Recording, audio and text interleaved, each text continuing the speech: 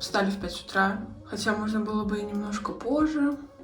Но, в общем, собираемся и вызываем такси, едем в аэропорт. Там хотим поесть и полетим в Осло. Могу сказать, что у меня вообще никакого настроения чего-то на путешествие, хотя я очень хотела в Норвегию, и всегда это для меня было просто...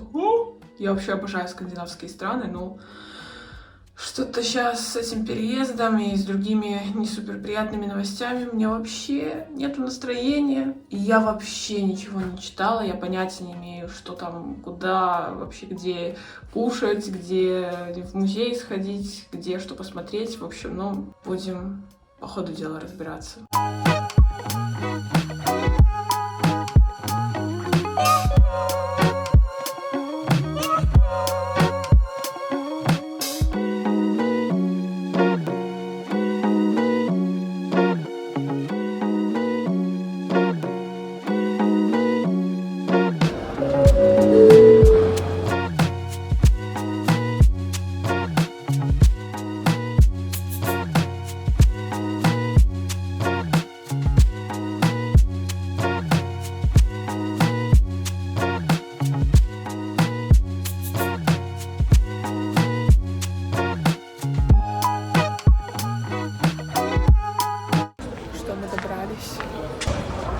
Здесь очень тихо везде, немного людей и очень стрёмно снимать. А я, в принципе, еще себя снимать боюсь. Это вокзал. Я выбираю Italian food. Мы приехали. Здесь очень красиво. Вот сейчас мы ищем, где покушать. И уже кайфуем. Мой любимый Влад муж говорит, что мне очень идет этот город. Но мне кажется, что Влад говорит так всегда, когда мы куда-то приезжаем. Так, я нахожусь в Осло примерно 5 минут. И я хочу сказать, что это мой любимый город. Это моя любимая страна. Мне все здесь очень нравится. Здесь очень красиво. А учитывая то, что я сюда ехала с плохим настроением, без каких-либо ожиданий и так далее, то я, конечно, сейчас как будто расцветаю, оживаю, как цветочек, который полили.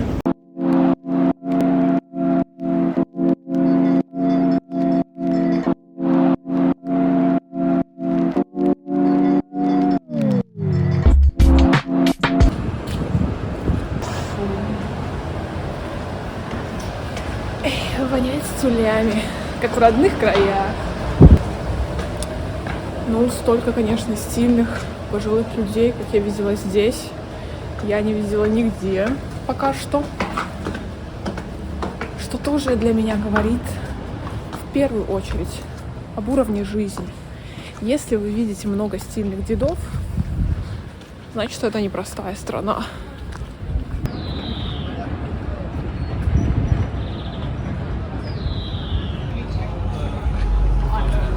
Искала эти кроссовки пару месяцев в Польше. Out of the stock везде. А тут вот мимо шла буквально.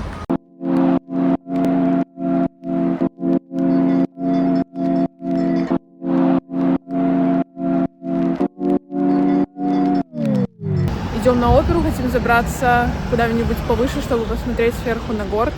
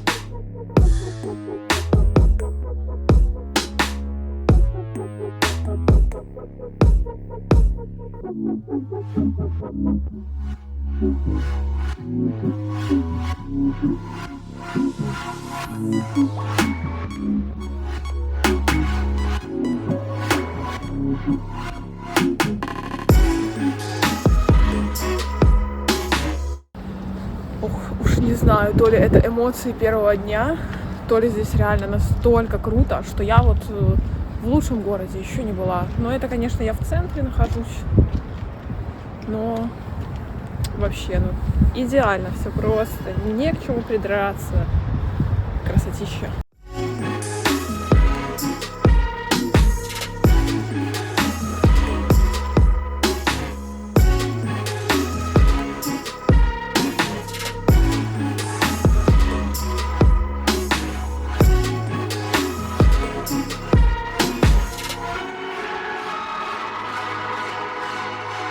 Мы покушали.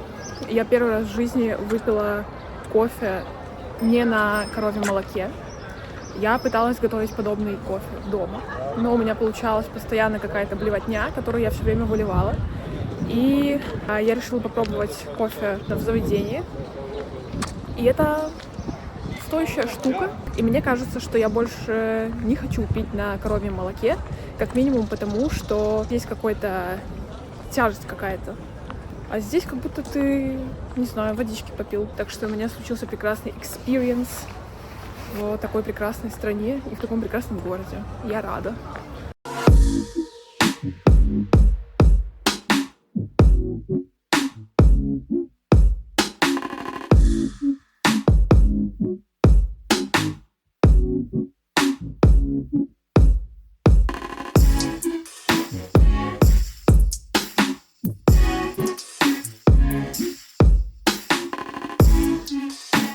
Заселились в отель. Мини-обзор.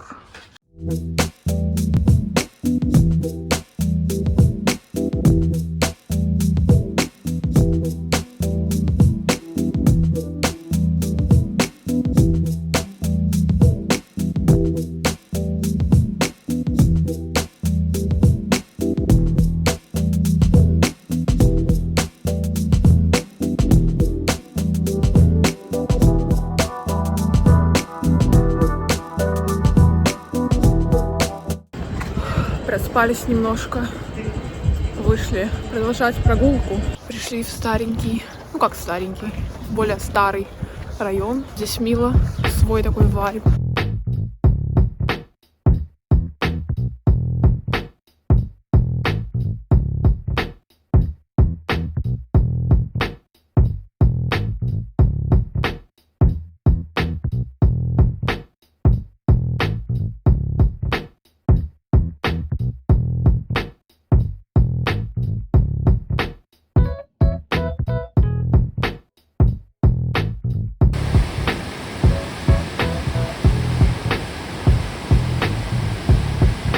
Интересно, к такому шуму привыкаешь.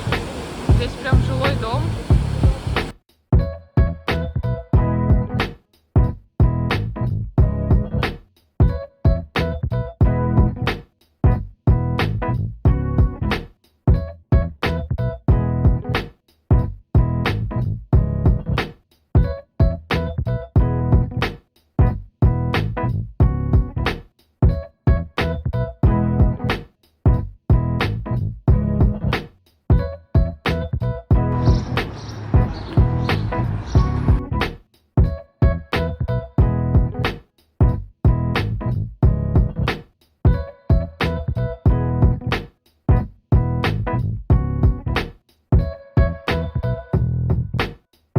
По моим наблюдениям, всегда второй день поездки самый яркий, потому что в первый день ты обычно очень устаешь, хотя и получаешь первые эмоции, самые, наверное, яркие. Но второй день, когда ты просыпаешься, отдохнувший в новом городе, выходишь с утра в эту свежесть новой страны, нового города, когда уже немножко ее поэксплорил и, в общем, какие-то уже впечатления у тебя есть. Короче, не знаю, как это работает, но второй день в путешествии всегда самый крутой для меня. Поэтому жду завтрашнего дня.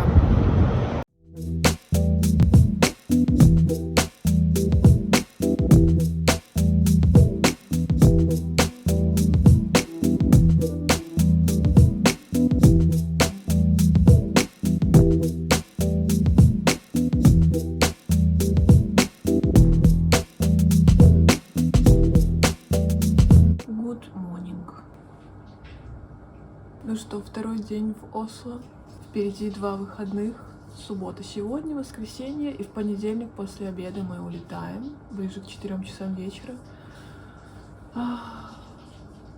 Вчера мы очень много гуляли и получили огромную массу просто впечатлений.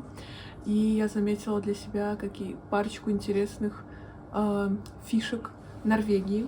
Начнем с того, что норвежцы реально очень милые люди. Например, когда мы были в магазине, и девушка-кассир, которая услышала, что мы разговариваем по-английски, поняла, что мы не местные, и предупредила нас сама просто о том, что сегодня магазины закрываются в 4 вечера. До этого мы стояли когда мы только приехали из аэропорта, мы стояли около расписания автобусов, на которых мы доехали до самого, собственно, Осло, и рядом был водитель, и он просто сам к нам подошел, спросил, куда мы едем, сказал, на каком маршруте мы должны отсюда уехать. В общем, если норвежцы видят, что вы не местный, то они в силу своей компетенции обязательно подойдут к вам и помогут вам. Это очень мило. Второй момент, который я заметила, это то, что здесь как-то прилично выглядят бездомные люди, но в том плане, что как минимум они не пахнут, потому что иногда бывает так, что ты сидишь и чувствуешь запах, а человека еще не видишь, а потом только понимаешь, что где-то рядом просто шел бездомный. То есть они, правда, иногда очень сильно пахнут. В Норвегии бездомные люди выглядят более-менее прилично и совсем не пахнут. Но это забавный факт, конечно. Хотя вчера, где-то к концу вечера, мы наткнулись на не то чтобы район, просто, в общем, мы шли магазин через относительный центр города. Это был хороший развитый район, но там вот было скопление не суперадекватных людей, они точно были под чем-то. Они очень странно выглядели и странно себя вели, но ничего плохого они нам не сделали, мы просто прошли мимо, но было очень-очень стрёмно, особенно когда ты целый день ходишь по классному Осло, видишь классных людей, чувствуешь какую-то вообще безопасность и суперразвитой страны, и тут так... Ну, такие люди на самом деле есть везде, и здесь нет ничего удивительного, но да, такое здесь тоже все-таки есть, но это есть везде. В Осло очень дорого. Вчера я не переводила по курсу, в общем, норвежские кроны, и только к концу вечера, когда я спросила у Влада, сколько мы отдали там в одном заведении, я поняла, что мы отдали в 2 раза больше, чем мы бы отдали, например, в Польше. Вот конкретный пример: за 2 авокадо-тоста, 1 безалкогольное пиво и 1 капучино на овсяном молоке мы отдали больше 200 злотых.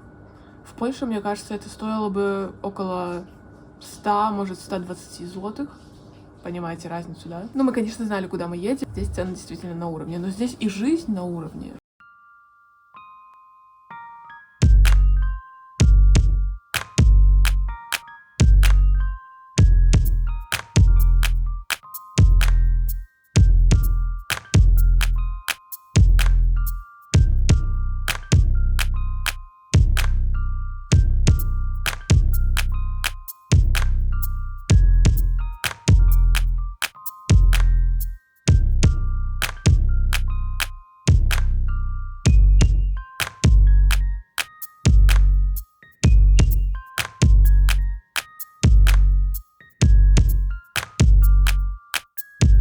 Вышли с парома, и сейчас пойдем в музей ФРЭМ.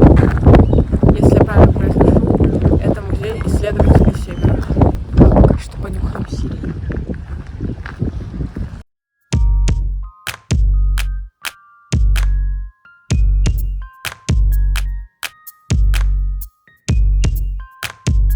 Воняет, господи. Там нас видно снаружи. Мы зашли в юрту. Лагерь здесь воняет, мы уходим.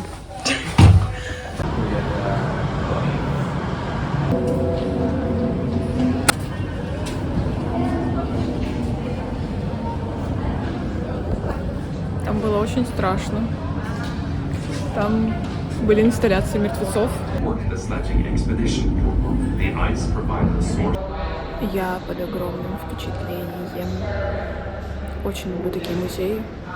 Они меня восхищают гораздо больше, чем музеи с картинами, и уж тем более музеи войны.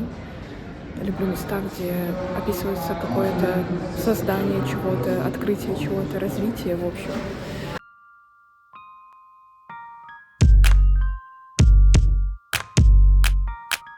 Пока норвежцы ходят в маечках и платьицах, я пришла пододеть термобелье. Не по зубам мне этот ветер.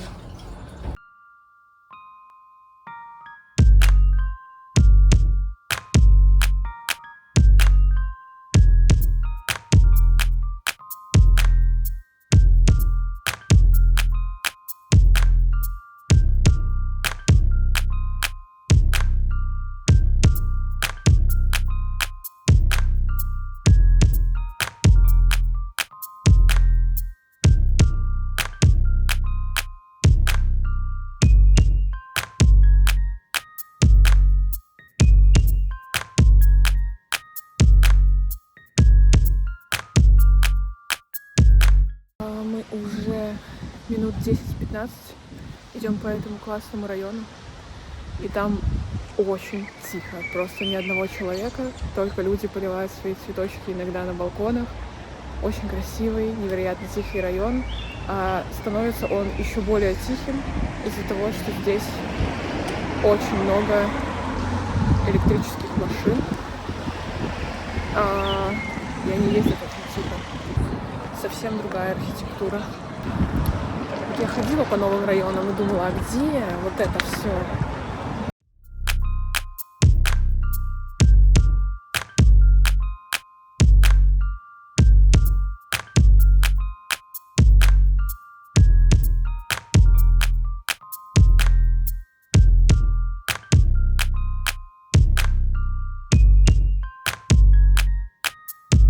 Вот и закончился очередной приятный туристический день. Мы идем в отель пить пиво. Безалкогольное, конечно же. Лицо красное от ветра, но надо привыкать, потому что в Гданьске будет тоже холодно и ветрено. Сегодня второй день, и я очень устала уже. Я, конечно, преисполнена всеми возможными эмоциями и очень довольна, что мы сюда приехали. Но я уже так устала. Я бы уже завтра поехала домой, если честно. Но завтра еще целый день, и только в понедельник после 15 у нас вылет.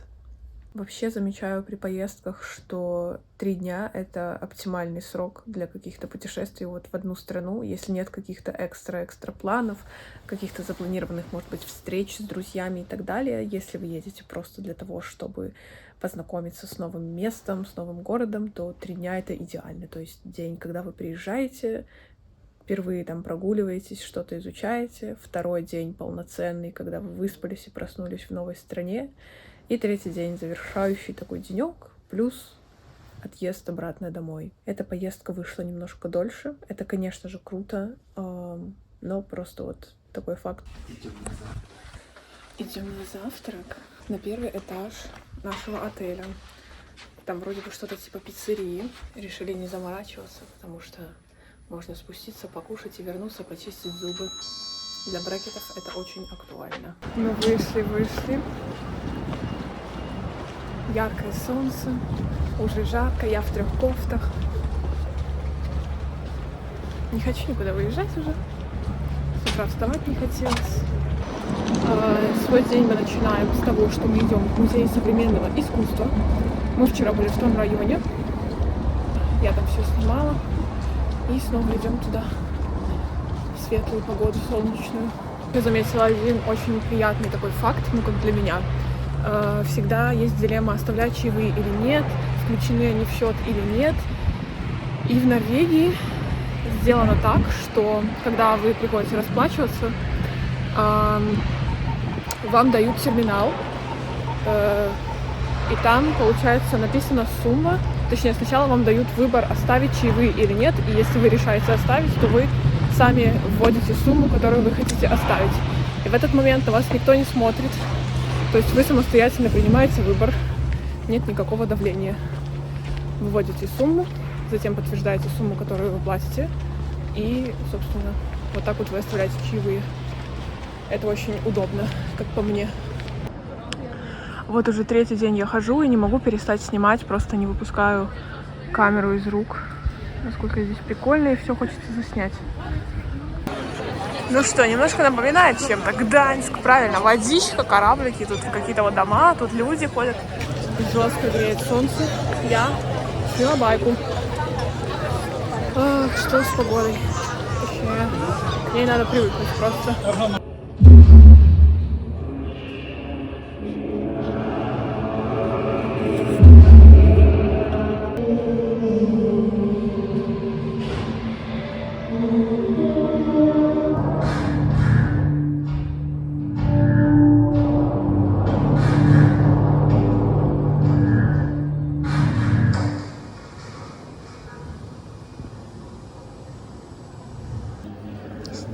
Вышли из музея с таким видом.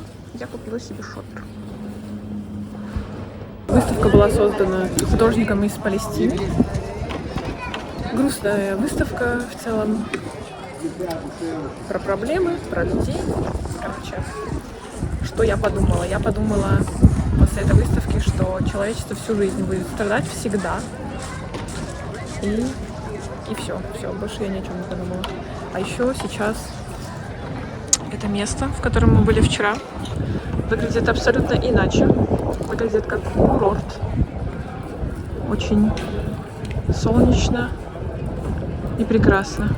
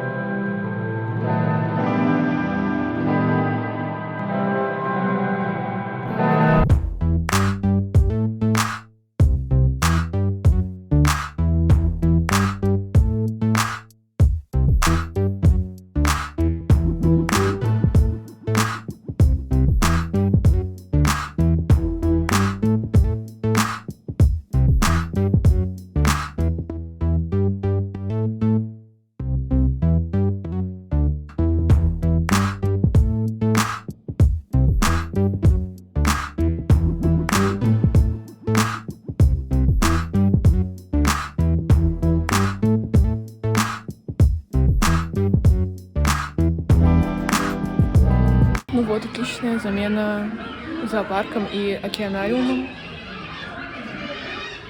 Все животные в полный рост, полностью соответствуют реальности, но при этом никто не сидит насильно в клетках. Все, мы идем кушать. Я ужасно устала ходить.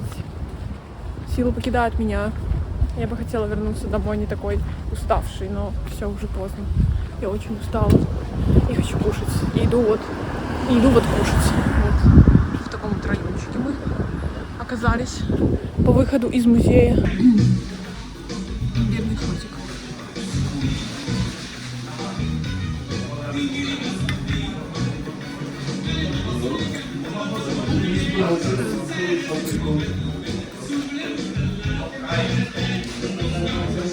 Нормально. Ну что, вот последний вечерочек, мы здесь. Завтра мы уже, считай, улетаем с самого утра. Ну как с самого утра, мы просто отправляемся в путь, потому что аэропорт у нас не в самом Осло. Вот, поэтому сейчас идем съесть что-нибудь сладенькое, вкусненькое. Последний раз насладиться этим городом, потому что здесь так классно, уезжать не хочется. Хочется забрать котов и здесь остаться. Это я так вам скажу. Вот, ну пора, все-таки пора домой. Приятный город, конечно, приятная страна.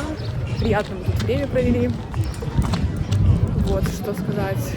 Хотим проэкспериментировать, вернуться сюда зимой, посмотреть, как тут люди живут и выживают, и справляются. Ну, судя по тому, что они ходят в майках, а я в трехкофтах, то у них все окей.